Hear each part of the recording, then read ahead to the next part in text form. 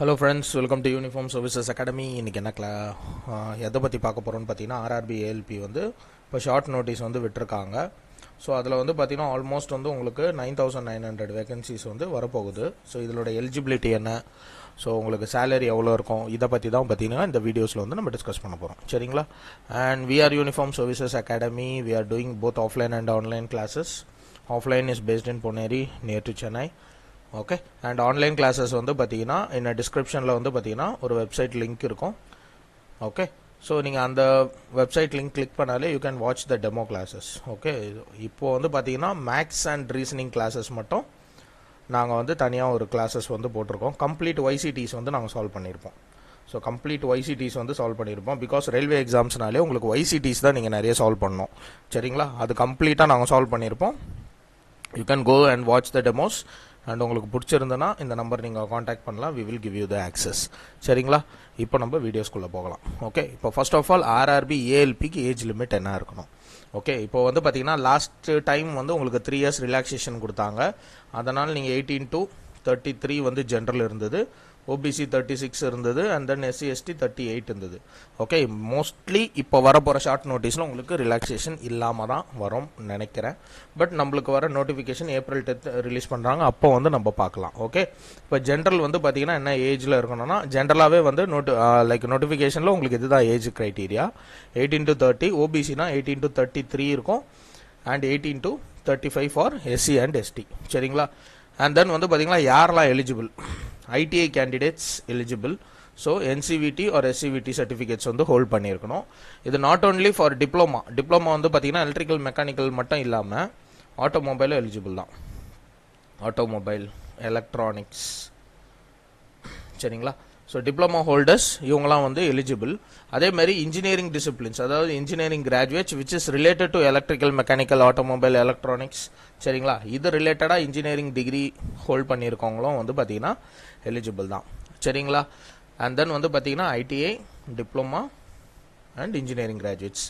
மற்ற ஆர்ட்ஸு காமர்ஸ்லாம் படிச்சிருக்கேன்னா sorry, you are not eligible. ஓகேங்களா? ITI, diploma and engineering graduates. So இவங்களாம் தான் வந்து பார்த்தீங்கன்னா ஏஎல்பியில் எலிஜிபிளாக வருவாங்க.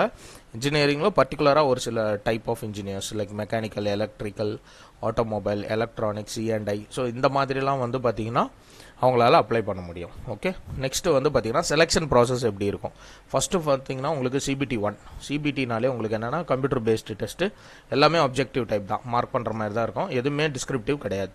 ஓகே, ஸோ இது அப்ஜெக்டிவ் 1 ஃபஸ்ட்டு ஸ்டேஜ். செகண்டு அதே CBT 2 இருக்கும் உங்களுக்கு, அதுவும் அப்ஜெக்டிவாக தான் இருக்கும். அண்ட் CBAT இது வந்து பார்த்தீங்கன்னா which is related to psychometric test. ஓகேங்களா? Which is related to psychometric test மாதிரி இருக்கும். இது முடிஞ்சோடனே உங்களுக்கு வந்து document verification and medical examination இருக்குது. சரிங்களா? இதில் வந்து உங்கள் விஷன் பவர் வந்து நல்லா பார்த்துக்கோங்க. ஓகே, ஸோ விஷன் பவர் வந்து பார்த்தீங்கன்னா அவங்க வந்து நோட்டிஃபிகேஷனில் மென்ஷன் பண்ணுவாங்க. அந்த விஷனில் இருந்தால் மட்டும்தான் they will accept you. Okay, அந்த விஷனோட நீங்கள் ரொம்ப கம்மியாக இருக்கிறீங்கன்னா பெட்டர் டோன்ட் அப்ளை. ஓகேங்களா? ஸோ மெடிக்கல் எக்ஸாமினேஷனில் அந்த விஷன்ஸ் வந்து கொஞ்சம் நல்லா இந்த ஏஎல்பியில் வந்து பார்ப்பாங்க. சரிங்களா? அண்ட் நெக்ஸ்ட்டு வந்து பார்த்தீங்கன்னா CBT 1 என்ன எக்ஸாம் பேட்டர்ன் இருக்கும், எப்படி இருக்கும்? சரிங்களா? 1 hour வந்து உங்களுக்கு எக்ஸாம்ஸு. டோட்டல் நம்பர் ஆஃப் கொஸ்டின்ஸ் வந்து பார்த்தீங்கன்னா 75 கொஸ்டின்ஸ் இருக்கும். So maths 20, reasoning 25, science 20. நீங்கள் ஹிஸ்ட்ரி, ஜியாகிரஃபி எதுவுமே எனக்கு படிக்க பிடிக்கல அப்படின்னீங்கனாலும் நோ ப்ராப்ளம், நீங்கள் இதில் வந்து நீங்கள் ஸ்கோர் பண்ண பார்க்கணும். இப்போ டோட்டலாக வந்து பார்த்தீங்கன்னா 65 கொஸ்டினுக்கு at least you should get minimum 50 correct. சரிங்களா? இப்போ இதில் வந்து பார்த்தீங்கன்னா நீங்கள் மேக்ஸ் வந்து பார்த்தீங்கன்னா ஆல்மோஸ்ட் வந்து ஒரு 20 டாபிக்ஸ் இருக்கும். ரீசனிங்கும் ஒரு 20 டாபிக்ஸ் படிப்பீங்க. இது வந்து ஆல்ரெடி நீங்கள் ஒரு 30 to 35 டாபிக்ஸ் படித்தாலே போதும். ஆல்மோஸ்ட் நான் சொன்ன மாதிரி இந்த அவுட் ஆஃப் 65ல் 50 கரெக்டுன்றதை கொண்டு வரலாம். சரிங்களா? இந்த 50 கரெக்டில் வந்து நம்ம கரெக்டாக எக்ஸிக்யூட் பண்ணோன்னா உங்களுக்கு 25 கொஸ்டின்ஸ் வந்து உங்களுக்கு கரெக்டாக இருக்கும். சரிங்களா?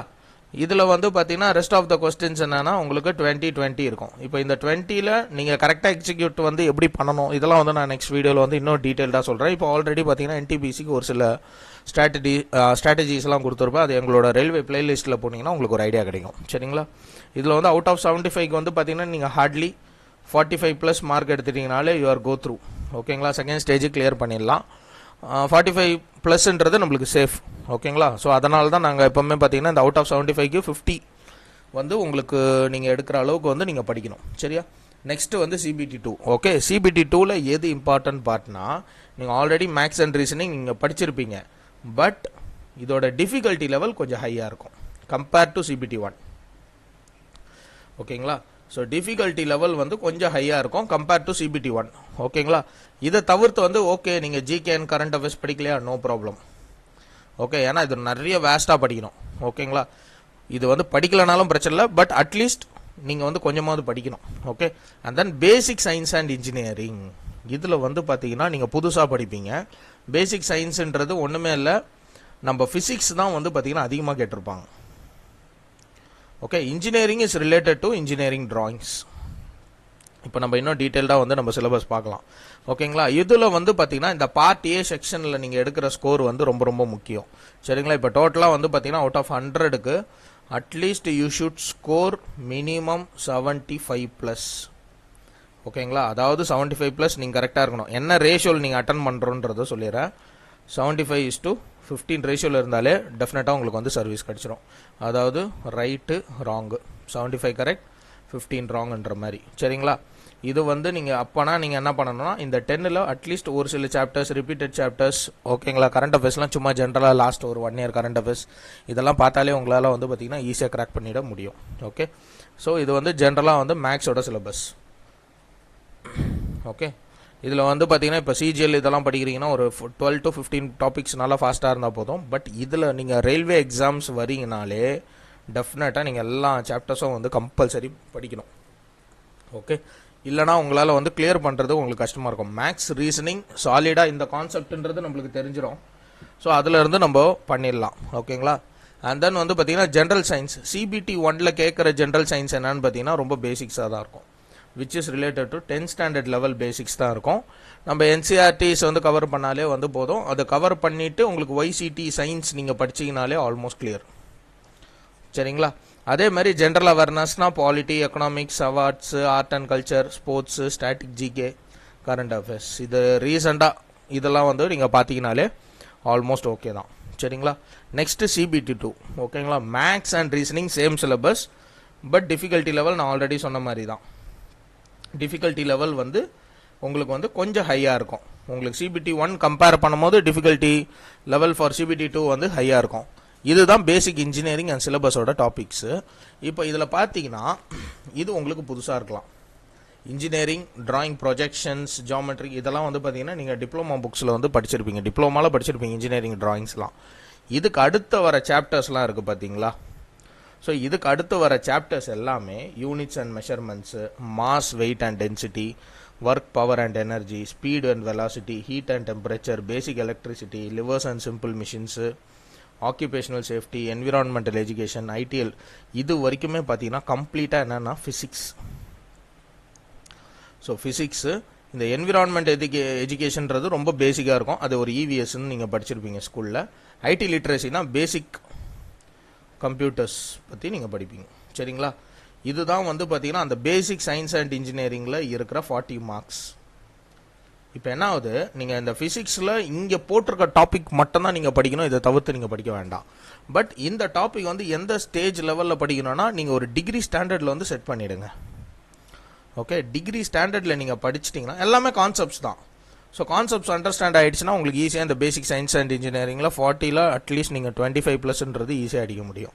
சரிங்களா, இதில் நீங்கள் புதுசாக எதில் படிப்பீங்கன்னா இன்ஜினியரிங் அண்ட் உங்களுக்கு அந்த ப்ரொஜெக்ஷன், வியூஸு, ட்ரோன்ஸ், இன்ஸ்ட்ருமெண்ட்ஸு இதெல்லாம் மட்டும்தான் உங்களுக்கு இருக்கும். சரிங்களா, after that environmental education and IT literacy வந்து நம்ம ஓரளவுக்கு வந்து பேசிக்ஸாக ஓல்டு பிஒய்க்யூஸ் இதெல்லாம் பார்த்தீங்கனாலே உங்களுக்கு ஒரு ஐடியா கிடச்சிரும். பட் ஃபிசிக்ஸ் வந்து நிறைய இம்பார்ட்டன்ஸ் கொடுக்கணும். சரிங்களா, அதே மாதிரி எலக்ட்ரிக்கலுக்கு என்னென்ன சிலபஸ், மெக்கானிக்கலுக்கு என்னென்ன சிலபஸ். ஏன்னா உங்களுக்கு இதில் வந்து பார்த்தீங்கன்னா பார்ட் ஏ பார்ட் பின்னு ரெண்டாக பிரிச்சிருப்பாங்க. ஓகேங்களா, இந்த பார்ட் பியில் வந்து பார்த்தீங்கன்னா உங்கள் ட்ரேட் ரிலேட்டடாக கேட்குறாங்க இல்லையா, இந்த 75 கொஸ்டின்ஸ் தான் நான் காட்டுற சிலபஸ். இந்த 75க்கு நீங்கள் வந்து எவ்வளோ வந்து குவாலிஃபை ஆகணும்னா ஜஸ்ட் 35% எடுத்தாலே போதும். ஓகே, இப்போ நம்ம சேஃப்டிக்குன்னு பார்த்தீங்கன்னா அட்லீஸ்ட் ஸ்கோர் 35 அவுட் ஆஃப் 75க்கு 35 எடுக்கணும். அந்த 35 எடுக்கிறதுக்கான சிலபஸ் தான் இப்போ நான் இந்த காட்டுறது. சரிங்களா, இது ரொம்ப ரொம்ப ஈஸியாக தான் இருக்கும். ஓகேங்களா, இது வந்து பார்த்தீங்கன்னா உங்களுக்கு கான்செப்ட்ஸ் தெரிஞ்சாலே போதும்.